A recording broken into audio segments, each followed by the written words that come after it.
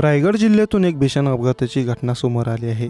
मुंबई पुणे एक्सप्रेसवर 3 वाहनांचा विचित्र अपघात झाला। या अपघातामध्ये एक जण जागीच ठार झाल्याची माहिती मिळत आहे।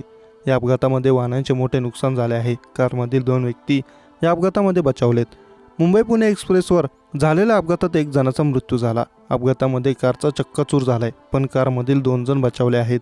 एक दूध टँकर पुण्याहून मुंबईकडे येत होता। दूध टँकर खोपोली हद्दीत बोरघाट उतरताना लेन बदलत होता, तेव्हा महामार्गावर टँकर कलंडला आणि अपघात झाला। या अपघातग्रस्त टँकरने कार आणि ट्रकला जोरदार धडक दिली। यामध्ये कारचं मोठ्या प्रमाणात नुकसान झालं आहे। यावेळी टँकरमधील दूध रस्त्यावर सांडलं होतं। अपघातग्रस्त वाहन रस्त्यावर असल्याने मुंबई लेनवरील वाहतूक बराच काळ बंद होती।